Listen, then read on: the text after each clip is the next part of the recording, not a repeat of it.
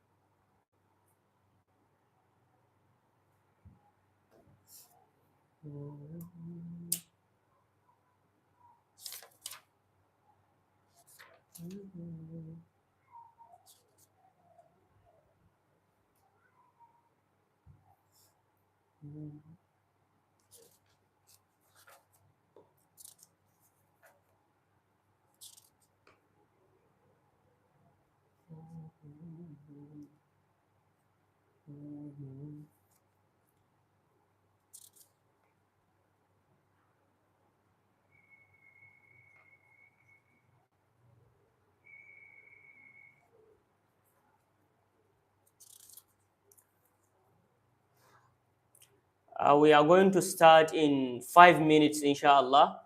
We are waiting for 2 or 3 people from the Voice on Stage participants so that we can move on and begin the session.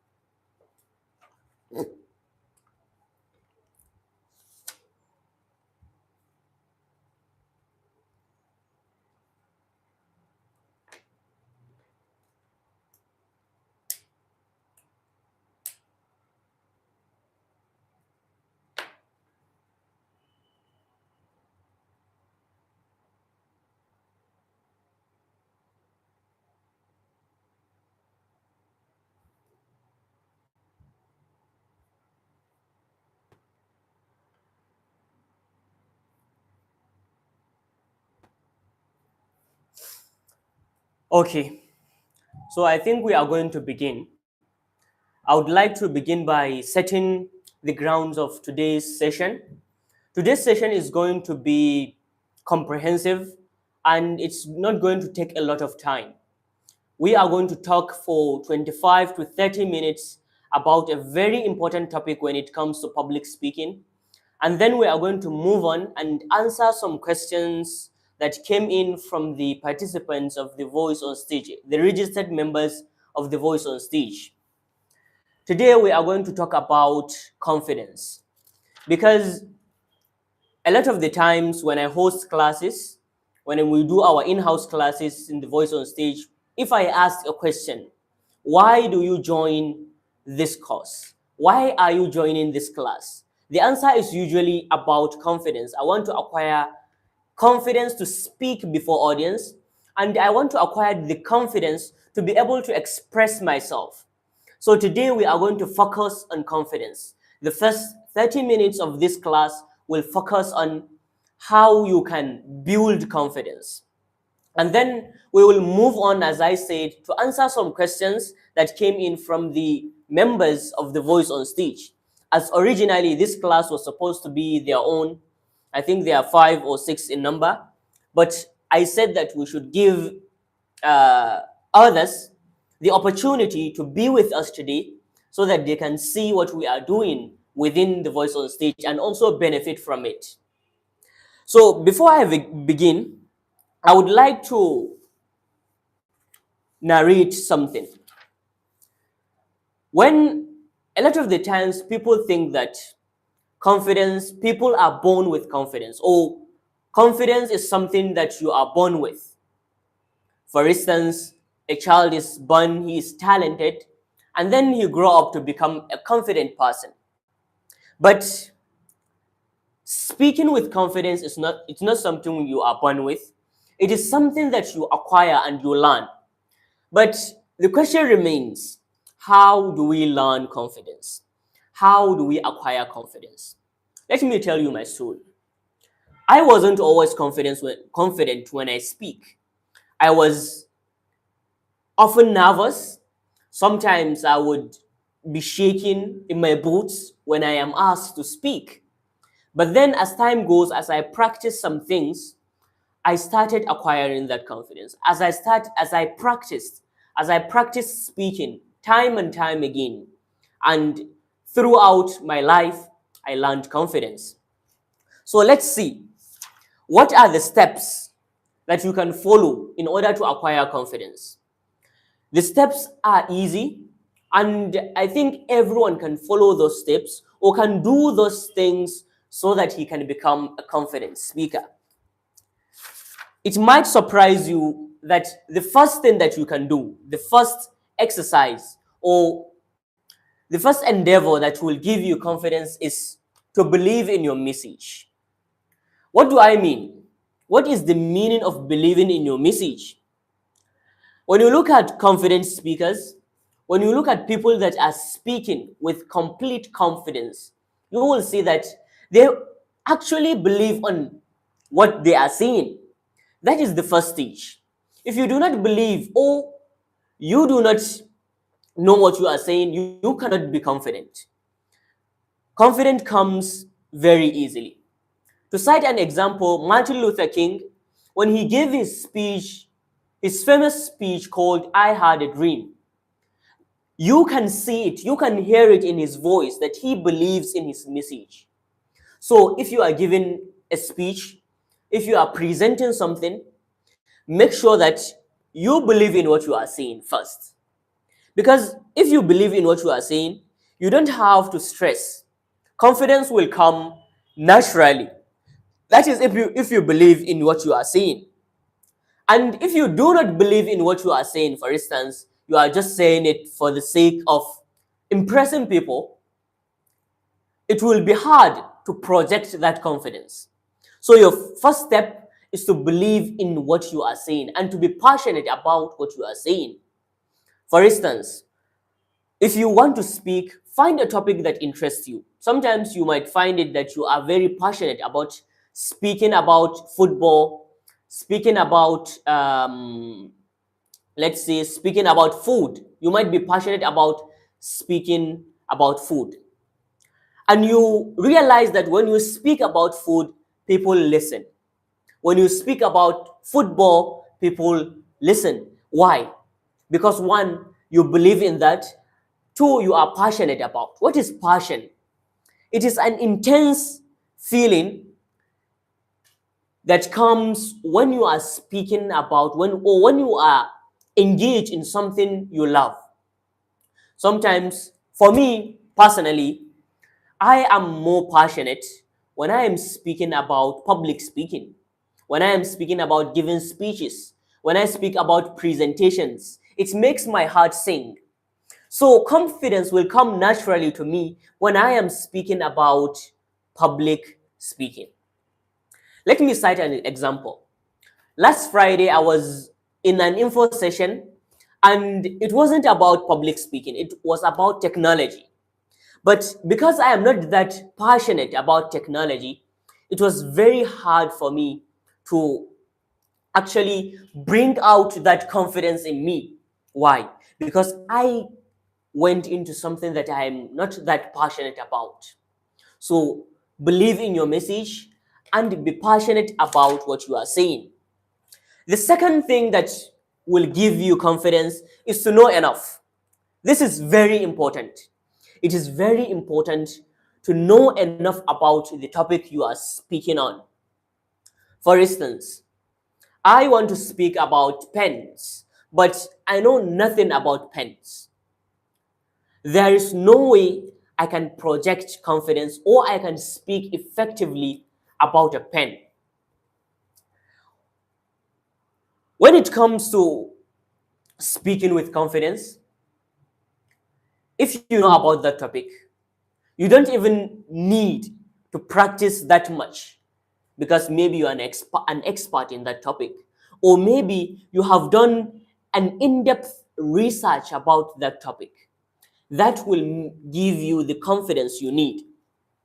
One of the best speakers in Africa, Vusi Thembakwayo, he was narrating the story of how he acquired confidence, how he became the speaker that he is today. He said he ignored all other advice on how to overcome stage fright, and he stick to only one. What was that strategy? It was to know enough about your topic. Let's say you are going to speak about inflation.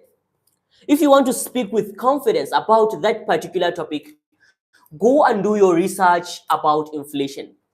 Know enough to the extent that you are certain, you are 100% sure that you are going to say something new to the audience. You are going to tell the audience something that they do not know.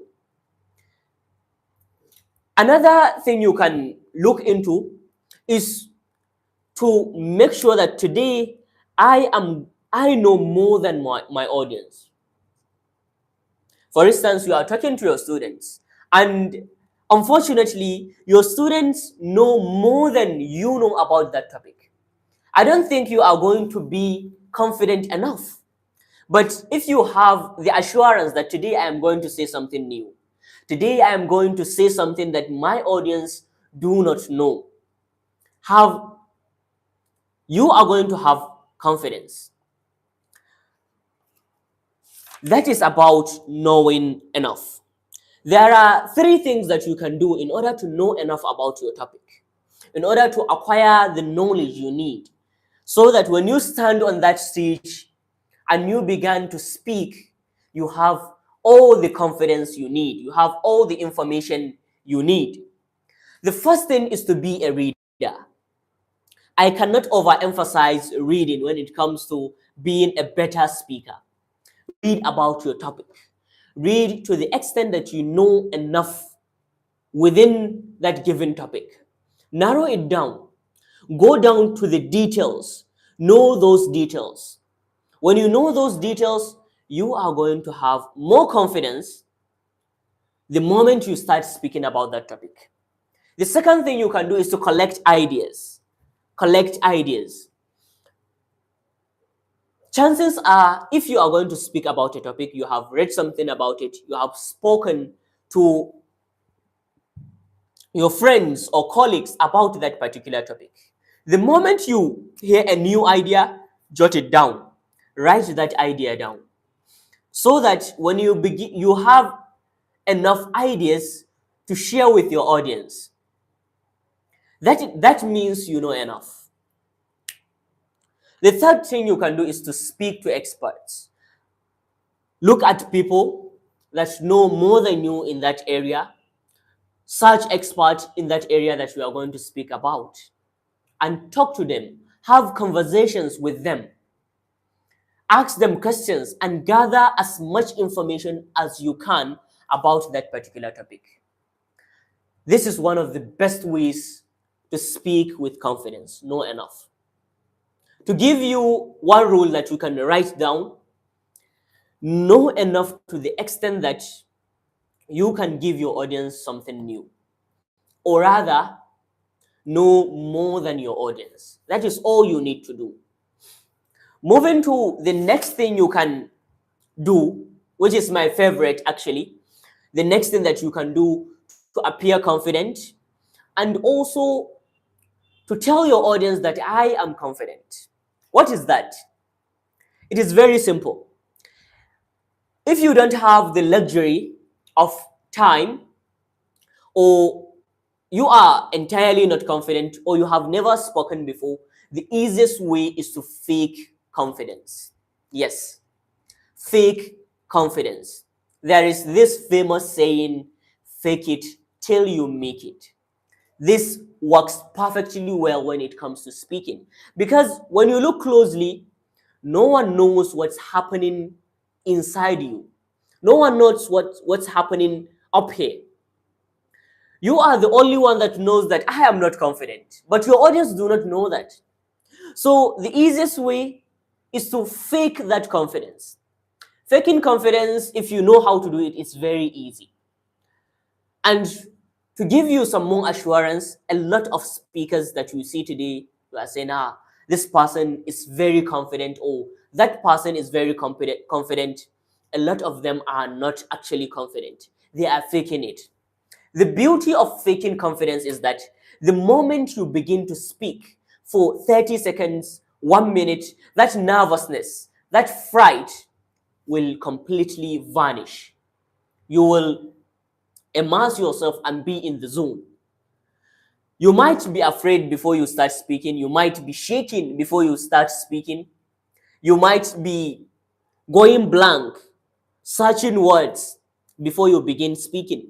But if you master how to fake confidence, the moment you start doing it, you will find that it is very easy. So how can we fake confidence? The first thing that you can do is to fix your body language. Your body language. Nervous speakers, when they speak in a way that will tell you that they are not confident. They are telling their audience, I am not confident. Because when you speak, two things are happening. What you are saying and what your body is saying. So you need to fix what your body is saying. How? Just by looking at you, if I see a speaker, just by looking at that speaker, I can testify and I can evaluate and tell you that this speaker is a confident speaker or this speaker is not a confident speaker. So let's see what you can do. The first thing that you can do is to keep your chin up and your head up. Don't look down. Look at your audience straight in their eyes. Make eye contact. Make eye contact. This is one of the most important things you can do when speaking to make sure that you are confident. To give you a trick, you can find someone that is interested in your topic, that is very invested, and look at him and just deliver the speech to him, at least at the beginning stages of your speaking journey. You can find someone in the audience that is vested and is listening to you, look at him, and then just deliver your presentation to that particular person. It is very easy and you can do it. The second thing that you can do is to use your hands. Demonstrate. Don't fold them like this or like this. Just leave them by your side, just flapping around. Use your hands to communicate. Demonstrate with your hands. We call it hand gestures. Far, close, big, small. I hope you are saying this is close to my mind. I am showing my brain, and all those ways that you can use to communicate using your hands. When you use your hands, you are communicating with your audience on two levels. You are communicating with your voice, and then you are communicating with your hands and your body. Another thing you can do is to stay stand straight. I'm not standing right now, but then stand straight. Don't slouch like this. Oh, hello everyone. My name is Muaz Idris Zakaria, and I'm going to speak about so and so. Stand straight. Tell your audience that I am confident. I know what I'm saying, and I know that you need to hear what I'm saying. Another thing you can do is don't fidget. Like, don't be scratching your shoulder, scratching your nose, touching your cap, and all those sorts of things. Be focused. That is the first way you can fake confidence. The second thing you can do is to project your voice. How can you project your voice? We tend to miss this, but your voice is the most important instrument that you have in your entire body. That is why I call my program The Voice on Stage. How can you project your voice? It is very easy to do, and you can train yourself to do that. It's very important. The first thing you can do is to speak from your diaphragm. This might sound a little bit technical, but it's not. When you breathe, you are breathing either from your chest or from your diaphragm. For instance, if I want to speak from my chest, I'll be speaking, hello everyone, and I am Muaz Idris Zakaria, and this is what I do, and today I'm going to talk about that. But then if I take it down, I speak like this. My name is Muaz Idris Zakaria, and today I'm going to talk about public speaking. I hope we are seeing the difference. If you want to speak from your diaphragm, when you inhale to your belly, not to your lung, to your chest. My name is Muaz Idris Zakaria, and today I'm speaking about public speaking. So the first thing to do is to breathe and speak from your diaphragm, not shallowly from the top of your chest. The second thing you can do is do not mumble. What is mumbling? It's to speak like this. I want to talk to you about something very important today. And be lazy with your mouth. Be lazy with your mouth movements. When you speak, make sure you are moving your mouth enough. Moving your mouth to the extent that everyone will get your pronunciation and articulation clearly. Each word should have what it deserves. Give each word what it deserves. Do not mumble. Move your jaw enough. That is the second thing when it comes to projecting your voice. The third thing you can do is to also stand straight when you speak. Be straight when you speak. Because when you slouch, it changes the tone of your voice. It changes. So stand straight when you speak. Don't slouch. Another thing you can do is to speak very slowly. Take your pace. Some speakers, or it's a very classic pointer of a nervous speaker speaking very fast. Hello everyone, I am Wani, and I am going to talk about this and that. Before you understand one sentence, he has moved to another. So speak as slow as possible, and be even slower when it comes to talking about something very important. You can be faster when it comes to something that is less important. The fifth thing you can do in projecting your voice is to smile. Smile. I know the Prophet ﷺ has advised us to be smiling. So also in public speaking, smiling is very important. Make sure you are smiling. Because smiling is a sign of comfort. Smiling is a sign of confidence. And smiling is a sign that makes you connect with your audience. If today I stand before you and I am smiling while I speak, it says that, yes, I am comfortable. And that comfort is the number one indicator of confidence. So speaking with confidence requires you to be at ease and be at comfort. So smile. And don't be afraid to pause. A lot of people think that when I speak, and I pause, it means that I do not know what to say, or that my audience will think that I am not good at what I'm doing.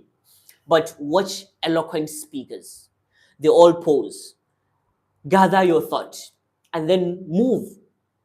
Pause, gather your thought, say the sentence. If you do not pause entirely, you are going to confuse your audience, you are going to confuse yourself, and you might even stumble upon your words.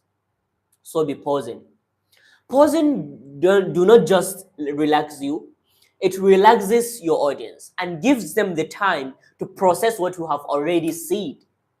So pause and pause. Pause appropriately also. Now we have discussed two things you can do in order to fix your body language. Thirdly, make eye contact. Make eye contact. Look at your audience in their eyes. There is not a better way of showing confidence than making eye contact. And I have spoken about eye contact in the previously. So then let's move on to another important aspect when it comes to speaking confidently. Understand that when you are saying something, when you are giving a speech, when you are being expressive with your thoughts, it's not about you, it is about the audience. Now, imagine this scenario. Let's say, for instance, today I am giving a speech in a building, and before my speech, the building caught on fire. The building caught on fire. Is there any chance that I will hesitate to go upstage and tell my audience that this building is on fire and you need to leave? No, I won't. Even for you, if you see danger and you need to warn your audience, you are going to rush to the stage without thinking about yourself and tell them that everyone needs to leave before he gets burned alive. So that is the mindset you need to have. When you give a speech, the speech is not about you. The speech is about your audience. You are trying to inform your audience. As today, this class is not about me. This class is about those that attended and those that are going to be listening to this recording after the live class. So when you speak, know that it is not about you, it is about your audience. I hope we are getting the message. For instance, today I want you to take an action. I want you to vote, or I want you to go and file a suit, or I want you to write something. If I am talking to you, I am not giving myself the command. I am not trying to convince myself. I am trying to convince you. So it's about you, it's not about me. So I don't need to be afraid. And again, for speakers that think that, it's about me, you are being too self-conscious. I am speaking today, and then I'll be thinking, am I dressed well? Do I smell well? Do I look beautiful? All I am thinking about is me, and me. But rather, what you need to be thinking about is, what are my audience going to benefit from? What can I see to benefit my audience? What new insight can I give my audience today? How can I move my audience? How can I inspire them to take an action? That is how things are supposed to be. So think about it this way. It's not about you, it's about the audience. So stop thinking about yourself. Stop being self-conscious. So this is the fifth thing, and this is the last one. Then we are going to move to answering the questions that came in from participants of the Voice on Stage. The final thing that you can do to be confident, and I think it's the most important one, is to prepare enough.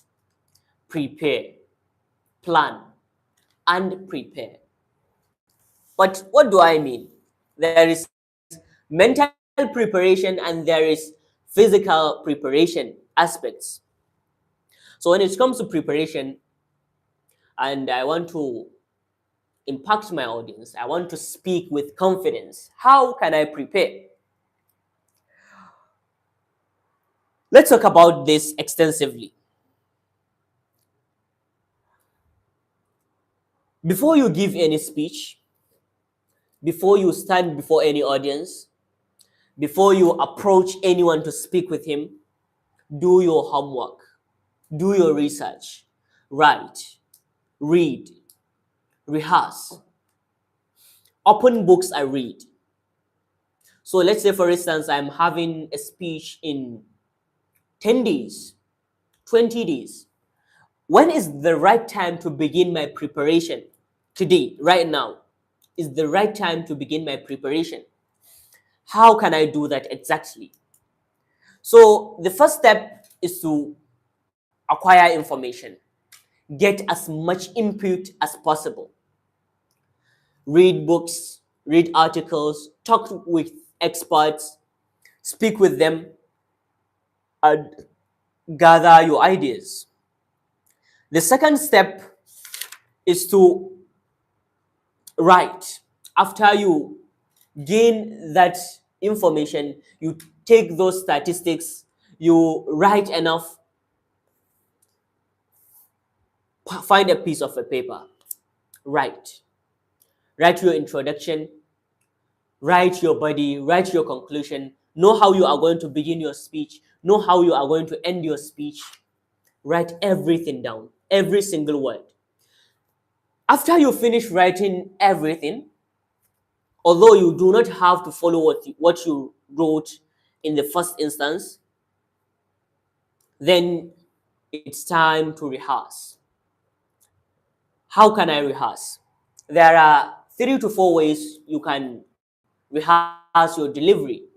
The first one is to read. Read from what you write, which is very terrible. I do not recommend anyone to stand before an audience and read something from a paper, except if you are in a high stakes situation, or you are doing something that requires you to read from a script. After you know what you are going to see, you can either read, which is not recommended, or you can take points. Point 1, I am going to say this. Point 2, I am going to say this. Point 3, I am going to say this. I know my points. All I need to do is, even if I have a piece of paper in my hands when I am speaking, I just glance at the piece of paper and then I'll continue talking because I have already rehearsed what I am going to see. Or you can just memorize it, which is also not that recommended. The best way is to train yourself in speaking so that you can speak without memorization and you can speak without a paper. So take your points, your introduction, your body, and the points under your body, and your conclusion. Speak about that. Stand there between them, fake that confidence, and then begin speaking. Look at your first point. After you look at your first point with full passion and full concentration and focus, begin speaking. Introduce yourself, introduce your topic. There are so many things when it comes to introducing yourself and introducing your topic, but we will touch that some other day. But for now, know your preferred method of delivery. What is your preferred method of delivery? Do you prefer memorizing? Do you prefer talking from points? Do you prefer using projector? Do that. When it comes to rehearsing, there is something very important you need to understand. You need to find someone that will give you feedback on your presentation. For instance, find a colleague, find your best friend, present it to him and ask him why you can improve. Even if he can't tell you the areas that you can improve, you are still going to be better by presenting to someone. I hope everything is clear. So now we are going to move from the audience from the members of the Voice on Stage. The first question came from Kima, and he asked, how can I understand new words when I read a book? That is roughly what he is asking. How you can grasp new words and expand your English vocabulary when it comes to reading books. I think it's relatively easy. All you need to do is have your dictionary by your side. Anytime you find a new word, open your dictionary, search for that word, and write it down. Later on, you can memorize that word and make sure that you are using the word. Today, we live in a digital era. All you have to do is pull out your phone, Google the meaning of that particular word. And another thing you can do to make sure that the word sticks in your mind is to know the words that are close in meaning to that particular, know synonyms of that particular word. Know the synonyms. For instance, not just the synonyms, also words that are close in meaning, add prefixes and suffixes to that word. For instance, the word friend. The word friend has friendly, friendship, eco-friendly, unfriendly, and a plethora of words that connect with the word friend. And you can also look for the opposite. So when you know a word, know the words that surround that word, synonyms, the antonyms, the opposite words, and dive deep. That is how you expand your English lexicon. The second question says, how to link your ideas when speaking. The best way to link your ideas, as I said, is to use bullet points. When you know that I have this idea, and I know a second idea, and I know a third idea, the best way to link them is when you are writing your speech, when you are preparing. You should understand the link between your first idea and the second idea. For instance, I tell you a story about a child that is suffering, let's say, in the northern part of Nigeria. And then later on, I am speaking about another child that is suffering from hunger, but he is from Uganda. How can I link that? I can link them because they are in the same continent and they look the same. And most importantly, maybe the cause of their hunger is the same. This is just an example of how you can link your ideas. Or for instance, I'm talking about inflation. I'm talking about inflation in Nigeria. And then I can relate it to inflation in America or inflation in South Africa. That is how you link your ideas. You know something and you know another thing. You understand them and then you find what is the relationship between the two. That is the best way to give and link your ideas. The third question is how to choose words when you speak. I think a lot of the times when you begin speaking about something, you are choosing the words unconsciously, non-consciously. Let me explain myself. Today, if I am talking about something that I have understood for a very long time, let's say I'm talking about public speaking. I have read so much about public speaking.